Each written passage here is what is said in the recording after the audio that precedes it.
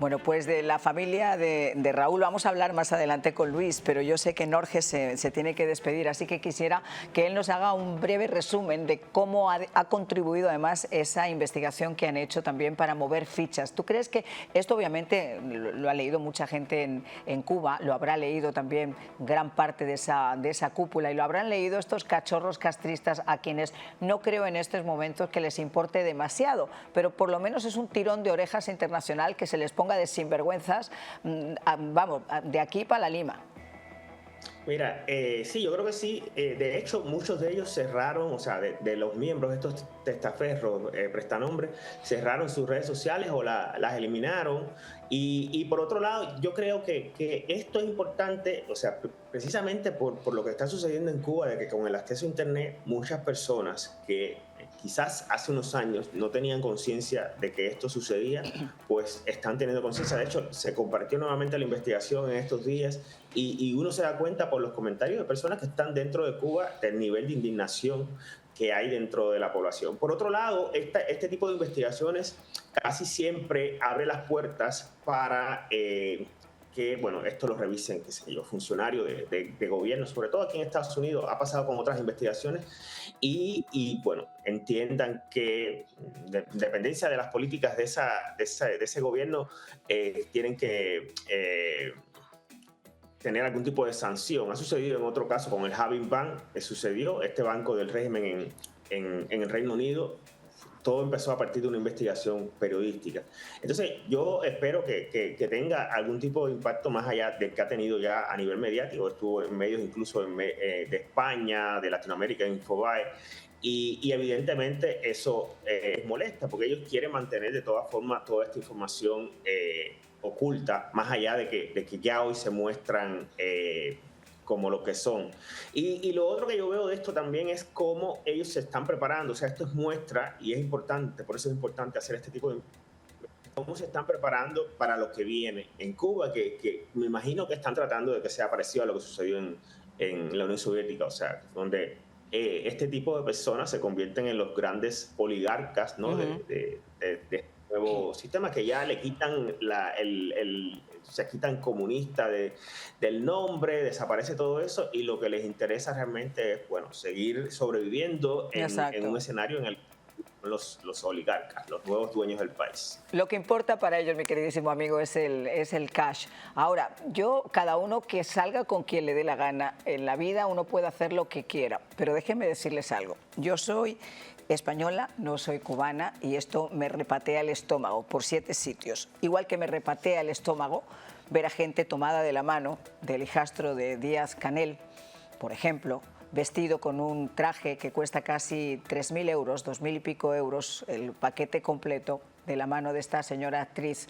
por las calles de Madrid, mientras, como les decíamos, 72 horas ha llegado a estar Cuba sin energía. La gente cocinando lo poquito que tenía en las calles antes de que se les terminara de echar a perder. Gente que ha estado a punto de morirse porque no ha tenido cómo poder utilizar la insulina, que estaba en esas neveras sin energía. Y esa es la situación de Cuba en estos momentos, mientras esa parejita vendía la exclusiva a la revista Hola. Porque no vayan ustedes a pensar que esas fotos fueron tomadas así como que, mire, es que le pillé yo en una calle de Madrid y fue justo algo así. Que no, señores, quienes llevamos años haciendo periodismo y más sabiendo cómo funcionan estas revistas del corazón, se sabe que eso es un posado oculto y que eso ha sido pagado. Pero bueno, en cualquier caso, lo que sí les puedo decir es que sigue repateando el estómago. Te agradezco muchísimo, Norges, que hayas estado con nosotros hablando de esta investigación a la que ustedes pueden tener acceso en Yucabyte. Ahí está todo ese entramado. Es una investigación periodística muy interesante. Muchas gracias. Gracias por la invitación. No, a ti, un placer. Luis, de todo esto, amigo, ¿por dónde atajamos? Porque además estábamos diciendo que esta es la segunda camada de cachorros, pero es que se mezclan los cachorros de uno con los cachorros de otro y al final esto es... Qué bueno, porque generalmente al final nunca da tiempo para esto. Quiero reconocerte, porque estás poniendo la atención donde hace falta ponerla, en la descaracterización de un sistema socialista, hipócrita, mentiroso, burgués, totalmente monárquico y represivo, criminal, con todas las características más negativas que pueda tener un sistema político en el mundo entero. Y en el siglo XXI... Gracias, porque esto enseña la podredumbre y la hipocresía del socialismo. Mira, habíamos hablado y lo había presentado muy bien Norris, el caso de los hijos, los nietos de Fidel Castro y esta relación. Pero esto no está limitado a Fidel Castro. Y ahora voy a entrar en lo de Raúl Castro también para que vean que no es así. Pero además tienes a Guillermo García Frías, que tiene el negocio más grande que hay en Cuba en este momento, viviendo del hambre del pueblo de Cuba. Guillermo García tiene las neveras llenas con vehículos modernos que te llevan la comida a cualquier casa en cualquier lugar de Cuba, pagándolo en dólares desde afuera. Te lo pagan. Supermercado 23. Te lo llevan a donde tú quieras, lo que tú quieras, carne de res, cerdo, pollo, mariscos, lo que tú quieras, te lo llevan a la casa calientico y se los entregan a las familias en Cuba. Negocio, ¿qué cosa es esto? Viviendo el régimen del hambre que ellos han ocasionado. Pero vamos a Raúl Castro. Te hablaba primero de la hija mayor de Raúl Castro, de Débora, casada con Luis Alberto Rodríguez López Calleja, hijo también de otro comandante de la revolución, muy amigo de Fidel Castro, Gustavo, etcétera. Pero Mariela, la hipócrita Mariela, porque no tiene otro calificativo. Mariela casada con un italiano que se llama Paolo Titolo. Este Paolo Titolo era simplemente un fotógrafo italiano que fue a Cuba a tomar fotografías y Mariela se enamoró del personaje, el personaje que sabe muy bien cómo posicionarse, italiano pícaro, pues se casó con ella y lo primero que hizo Raúl Castro fue hacerlo rico. ¿Cómo lo hizo rico? Bueno, pidiéndole que lo nombrara representante del Grupo Amorín en Cuba. ¿Quién es el Grupo Amorín? El grupo de Ferreira Amorín, un portugués comunista muy amigo de Fidel y de Raúl Castro, que cuando confiscaron todas las empresas en Cuba y todo ese lío, entró entonces Amorín a Cuba para proveerle suministros para las obras y los intereses de la dictadura. Bueno, pues este señor multimillonario, es el hombre más rico de Portugal, Ferreira Amorín, cualquiera lo puede buscar en la internet. Pues este señor, con el Grupo Amorín, Raúl Castro consiguió que le nombrara a Paolo Titolo como su representante en Cuba. Ya de hecho, por la cantidad de negocios, que son negocios prioritarios que le daba a Amorín por ser amigo de Raúl y de Fidel Castro, pues ya de hecho los ingresos son millonarios. Entonces, pues ya de hecho convirtieron a Celso Amorín en rico. No fue suficiente. Entonces lo que hicieron fue, y por eso siguen construyendo hoteles en Cuba. Muchos se preguntan, ¿por qué están construyendo hoteles cuando no hay material de construcción ni para reparar casas que se están derrumbando? Eso es algo muy fácil. Que realmente llama No, es muy fácil y entendible. Las obras que hace de construcción de los hoteles en Cuba las realiza la industria de construcciones militares. Usan soldados como trabajadores de construcción, no les cuesta dinero. Segundo, todos los suministros para fabricar los hoteles hay que comprárselos a la corporación de Paolo Titolo.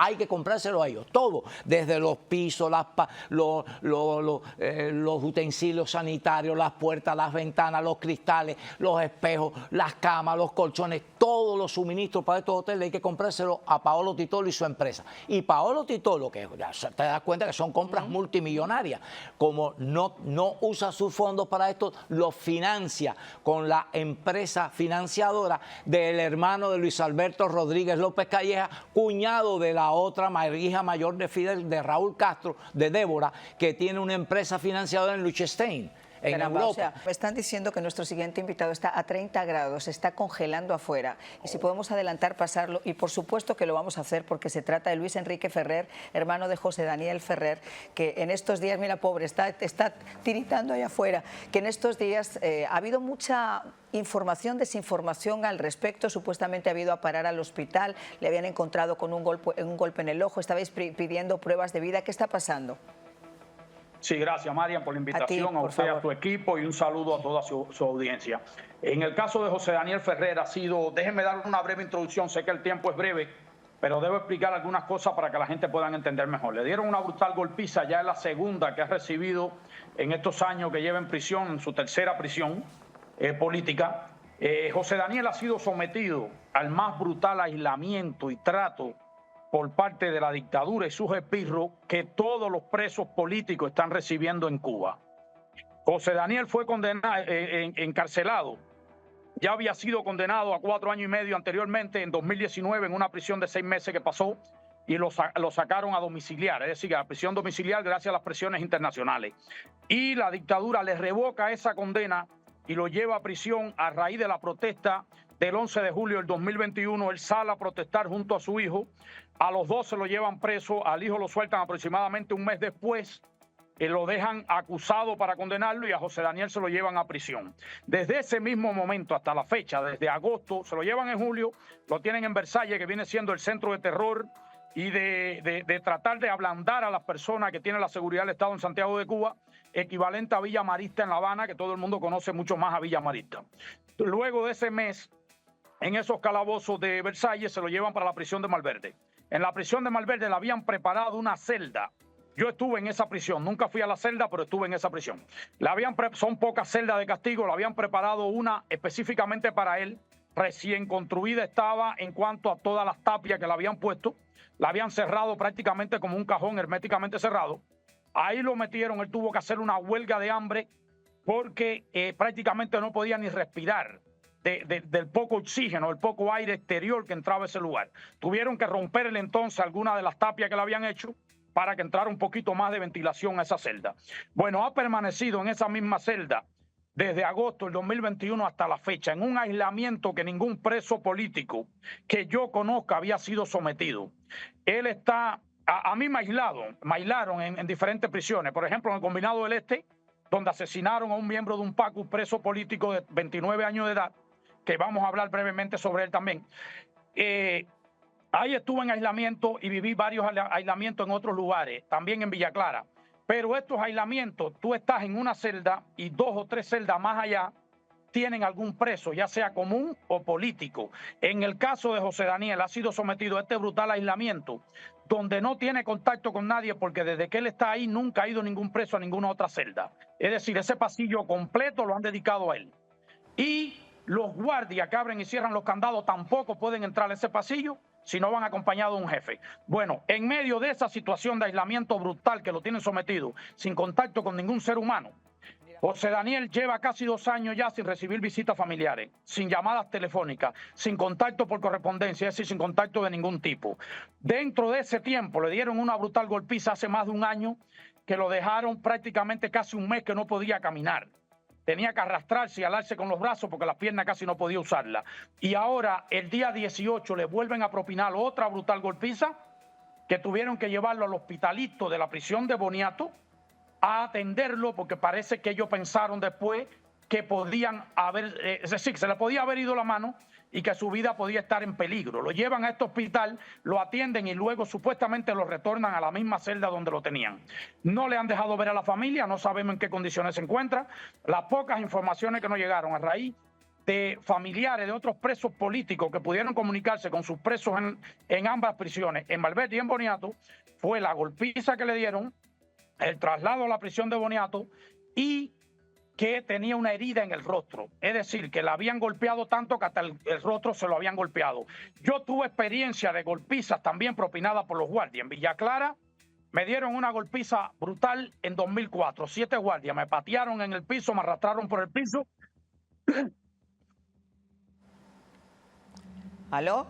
¿José Daniel? Sí, ¿me escucha? Sí, te estamos escuchando. José Daniel, vamos a ir a una... No. Dime, vamos a ir a una breve pausa, un segundo, y regresamos enseguida. Ok, adelante. Utilicen este número de teléfono, por favor. Después de lo que están ustedes escuchando, quiero saber su opinión. Llámenos, por favor, porque es importante saber cuál es la repercusión que estos temas tienen entre todos ustedes. 786-254-5052.